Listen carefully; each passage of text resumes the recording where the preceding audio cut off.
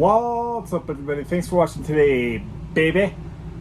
Alright guys, it's Suboxone update time. So I haven't made a video for a while. I was just looking, it's been about 3 weeks now since I've made a Suboxone update for you guys. So here it is. Alright, so today is day 4 of lowering my dose to 0.2 milligrams. Not 2 milligrams. 0.2, less than a quarter of 1 milligram. So I was stuck for a while, guys. That's why I haven't made a video about my taper update, because I was stuck at a quarter of a milligram for, I'm looking at my little schedule here, probably about 3 weeks.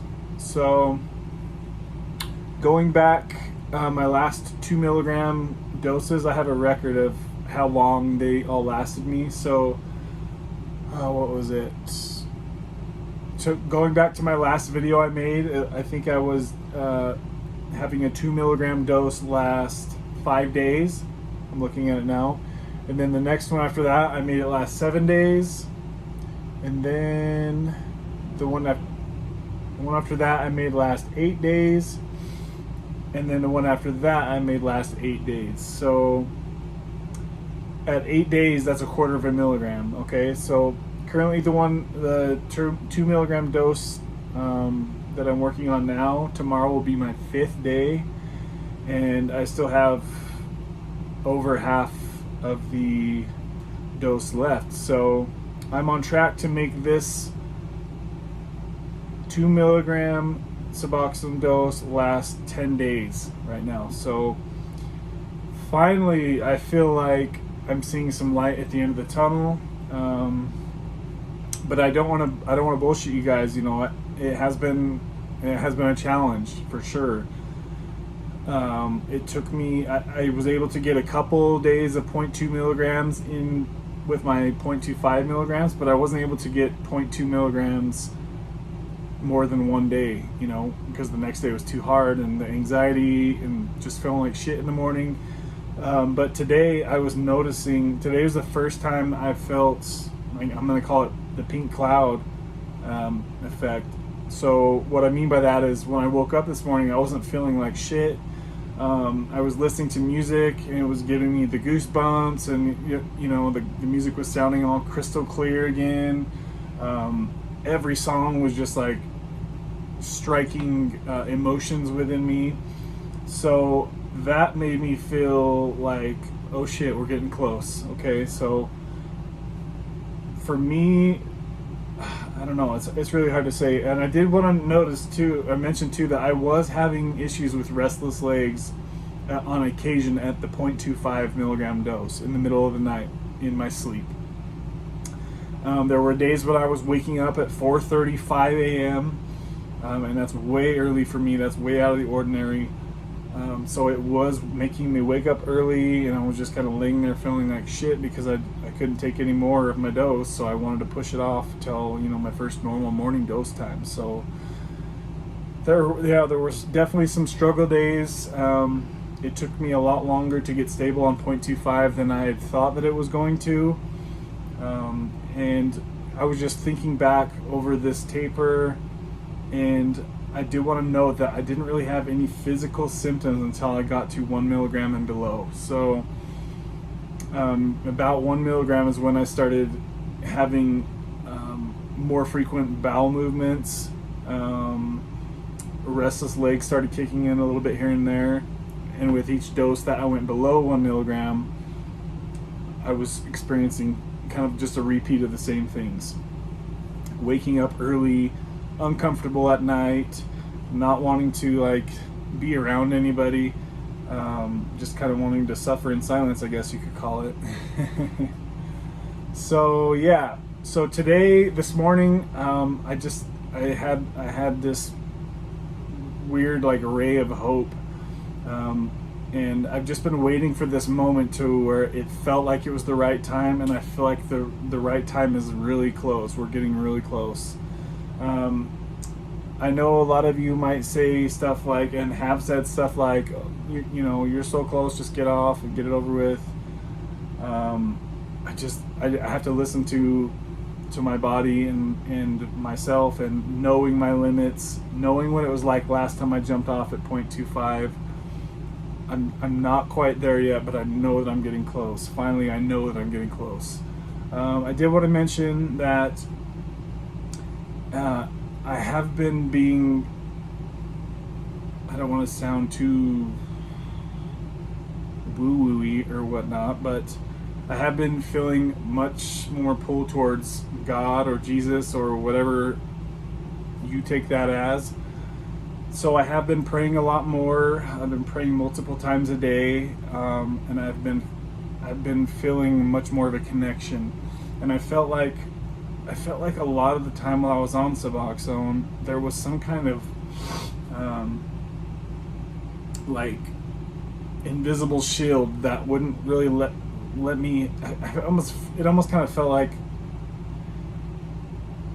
almost like God wasn't listening to me, you know, whenever I would try to pray, or like it just wouldn't really help me that much. As far as like, you know, being at peace with whatever was going on, you know, whenever. And I try not to make it a habit of just only praying when I need help. You know, I want to pray for being thankful and certain life experiences that I've gone through, you know, for all the things that I am thankful for. So I'm trying to not just pray when I need help, you know, in a certain situation or whatever. I just don't want to use it as a, you know, I don't want to use God as a crutch for when I'm jammed up. So, so I'm definitely feeling more spiritual, and it feels really good. You know, I've had plenty of moments where I started sobbing and crying, like while I was talking to God, you know, and just feeling like I was connecting really well. So it's kind of making me a little bit hot and sweaty just talking about this stuff. This might sound a little abnormal for stuff that I usually talk about, but I'm just explaining to you guys what I've been going through the past few weeks. So yeah, so sorry this video is kind of all over the place. So yeah, tomorrow will be day 5 on steady 0.2 milligrams, and we are getting close. I want to try to get down to 0.125, which is pretty much the lowest dose you can even. It's just like nothing. It's just barely even a dose. You could almost not even call it a dose. It's so small. But I do need to say that it is, even though I'm at such a tiny dose, it is still noticeable when it kicks in. When I take the medication, it makes a noticeable change. I was noticing earlier today when I was listening to music before I took my dose, and then I tried listening to music again after, and it definitely, there's some kind of screen, I want to say, or a little layer of haze that goes over my ears and my eyes. Things just don't look as clear, they don't sound as clear when my system is fully out of Suboxone. Even though it's just this tiny freaking dose, it still makes a difference. It still takes you out of withdrawal. So I would say the worst issue I've been having right now at this dose is too many trips to the bathroom per day. Literally, I believe it was 5 times today I had to use the bathroom. And I'm not talking about going pee, okay? And these aren't normal bowel movements. It's uncomfortable. Your stomach feels like gassy all day.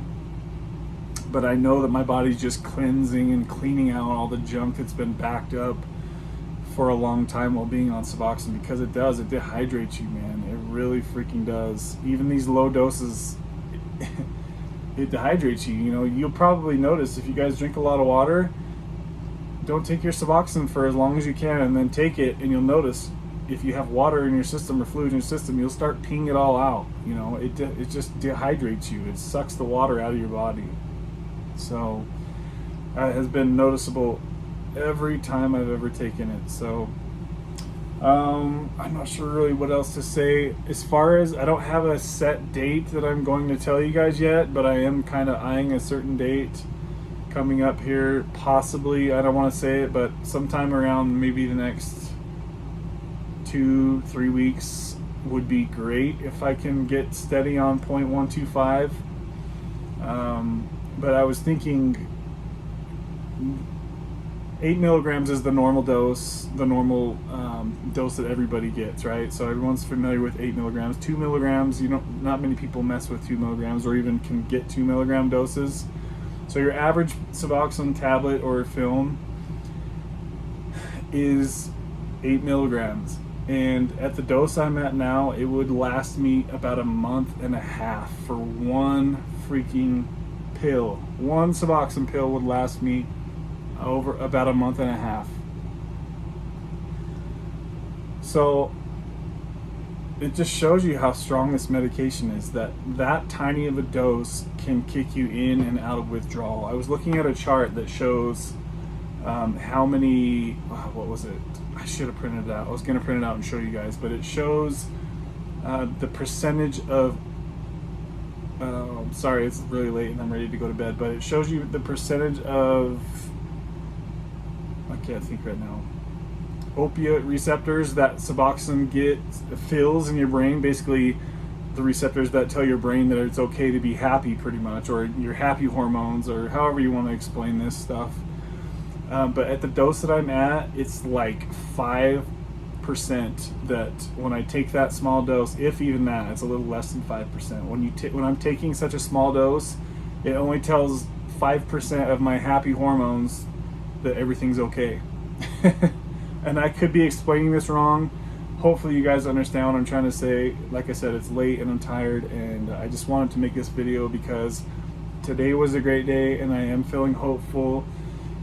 For a while there, a few weeks, I was feeling like, man, if I can't get normal on 0.25, I'm just gonna have to write it out a long time, I guess. But I kept fighting. I wasn't fluctuating and going up in my dose, even on days that I was struggling. I've come in just nice and smooth, guys. I've learned over the years that doing the up and down crap, like if you have a crappy day, take more. All that is doing is enforcing the fact that you need something to escape. It's just escapism, really. At the end of the day, and it doesn't have to be Suboxone. There's many addictions. Many people use Facebook or social media, or watch Netflix, or go out drinking. Go out smoking, watch porno. I mean, there's a million different addictions, and just because some of them are Suboxone and some of them are social media, I mean, it all really comes from the same thing, and it's just you're trying to escape reality or the current moment. Maybe you're bored, maybe you don't want to go work.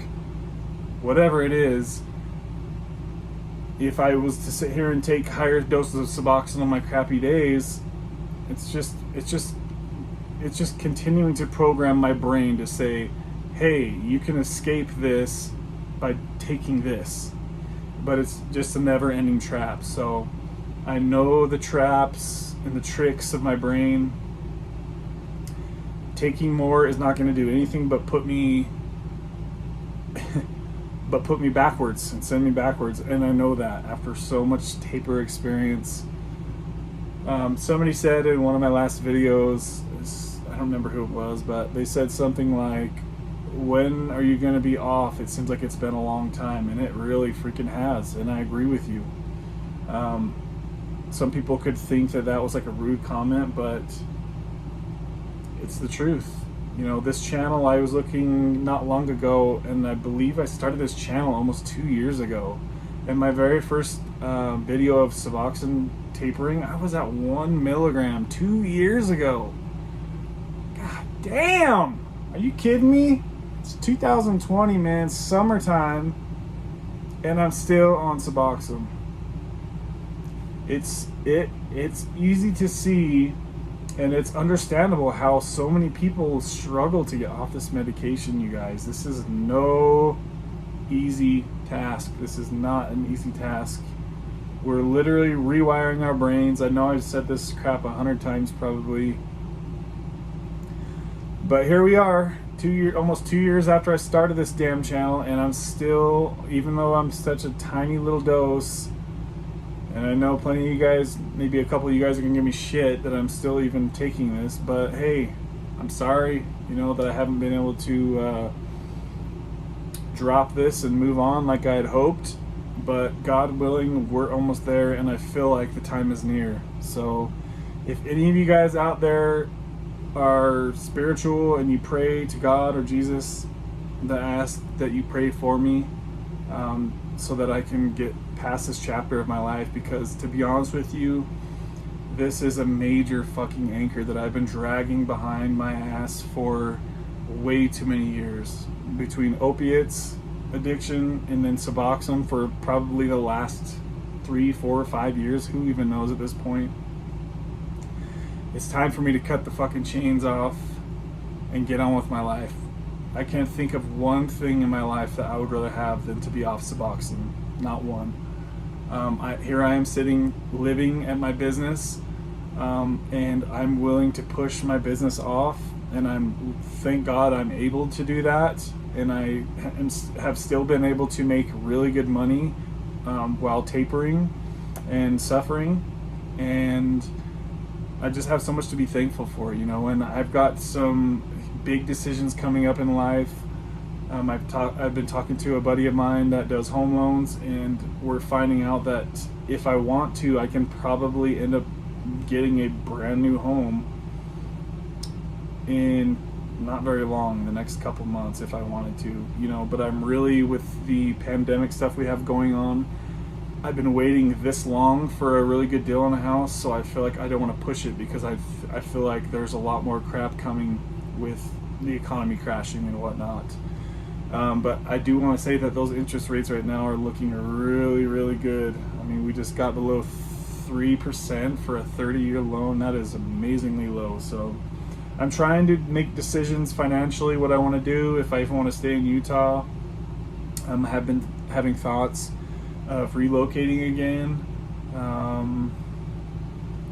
Sorry, this is such a long video. I'm not even sure anybody's going to watch this long, but for my road dogs that like to watch this channel, I appreciate you guys sticking with me. I know we're getting close to 1,000 subscribers.